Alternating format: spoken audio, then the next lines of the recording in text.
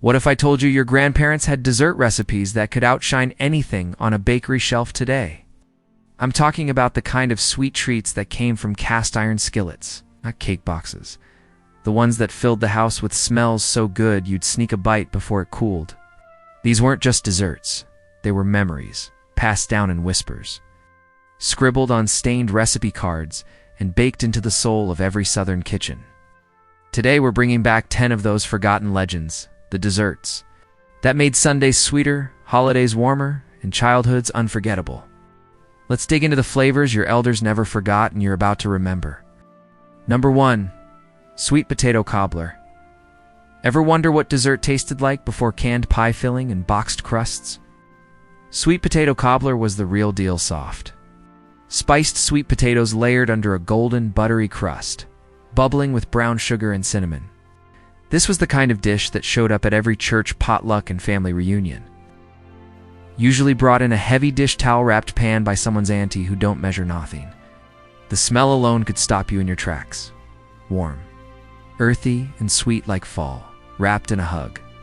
Elders remember peeling sweet potatoes by hand, boiling them slow, and seasoning them like they were cooking for the ancestors. And that crust?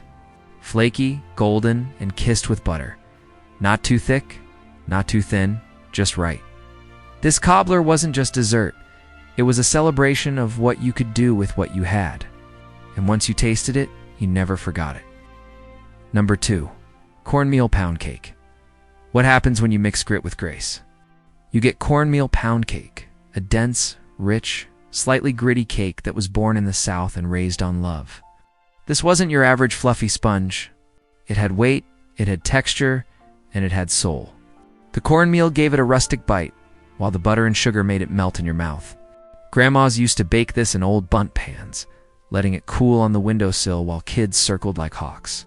It was the kind of cake that didn't need frosting, just a dusting of powdered sugar or a drizzle of syrup. If you were feeling fancy, elders remember it as the cake that lasted all week if it made it past day 2.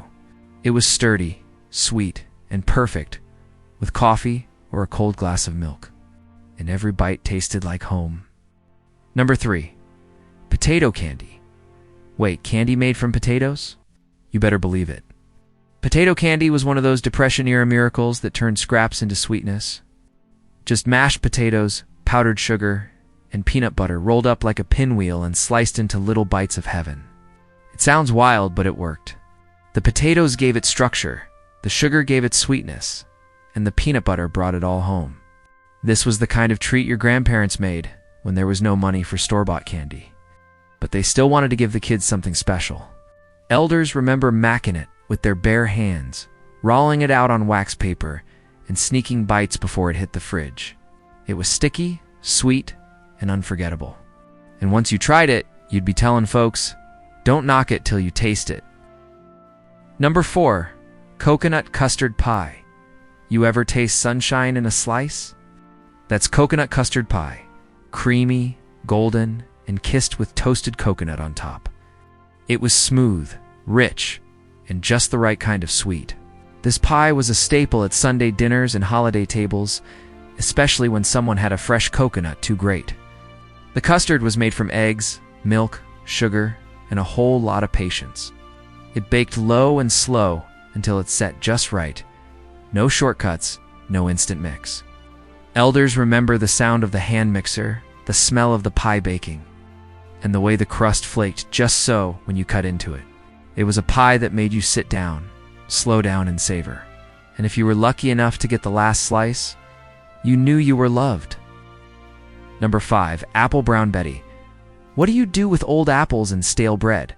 If you were raised right, if you made Apple Brown Betty, this dessert was the queen of resourcefulness. Layers of sliced apples, cinnamon, sugar, and buttered breadcrumbs baked until bubbly and golden. It was like apple pie's scrappy cousin. No crust, no fuss, just flavor. Elders remember macking it in cast iron skillets, serving it hot with a scoop of ice cream or a splash of cream. It was warm, spiced, and comforting, the kind of dessert that made you feel safe. And the best part? It was made from leftovers. That's the magic of soul food. Turn nothing into something unforgettable. Number 6. Buttermilk Pie. Buttermilk pie was the sleeper hit of southern desserts. Smooth, tangy and sweet with a custard-like filling that danced between lemony and creamy. It was the kind of pie that didn't look like much, but one bite would stop you mid-sentence. The filling was made with eggs, sugar, butter, and of course, buttermilk, that old-school ingredient that gave it a little twang. Elders remember this pie as the one that always showed up at funerals, homecomings, and holidays. Quiet, reliable, and always gone by the end of the night. It was humble, but it had heart. And once you tasted it, you never forgot that silky texture and that sweet tart flavor that lingered long after the last bite. Number 7. Chess Pie. Why is it called chess pie? Nobody really knows, but one thing's for sure. It's checkmate for your sweet tooth. Chess pie was rich, dense, and unapologetically sweet. Made with eggs, sugar, butter, and a little cornmeal for texture. It baked into a golden custard with a crackly top that was pure magic. Some folks added lemon, others added vinegar, but the soul of the pie stayed the same. Simple ingredients, big flavor. Elders remember it as the pie that didn't need a reason. It was always there, sitting on the counter waiting to be sliced. And when you bit into it, it was like sugar, sunshine, and southern pride all rolled into one. Number 8. Molasses Cookies. Molasses cookies were the flavor of memory, dark, chewy, and spiced just right. They were made with black strap molasses, brown sugar, and a mix of cinnamon, ginger, and cloves that filled the kitchen with warmth.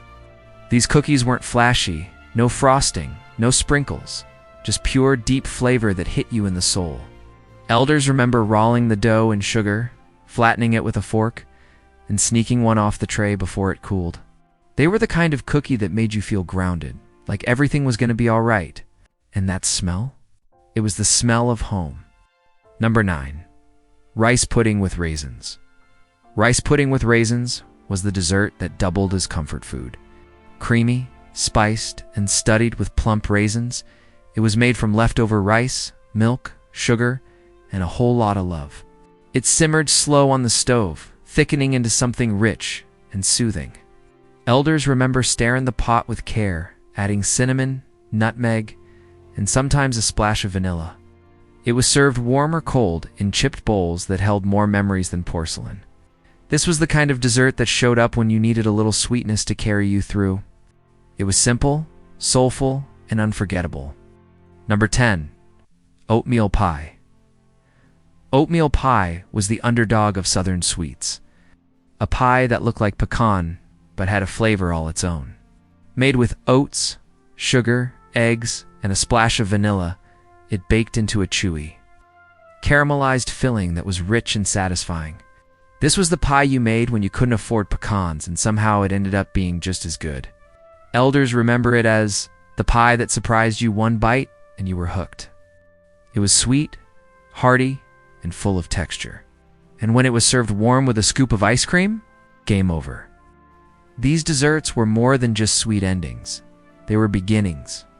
They were the first taste of celebration, the comfort after a long day, and the quiet joy passed from one generation to the next. Your grandparents didn't need fancy ingredients or store-bought shortcuts.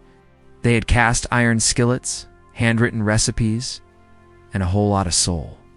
Every bite of sweet potato cobbler, every chewy molasses cookie, every slice of oatmeal pie, it carried the flavor of resilience, creativity, and love. These dishes told stories without words. They whispered of Sunday dinners, porch conversations, and the kind of warmth that only comes from home. So if you're listening now, maybe it's time to bring one of these recipes back to life. Bake it. Share it. Ask your elders what they remember. Because when we cook these forgotten desserts, we're not just tasting sugar and spice, we're tasting history. And that history deserves to be remembered, celebrated, and passed on. The oven may be modern, but the heart behind it, that's timeless.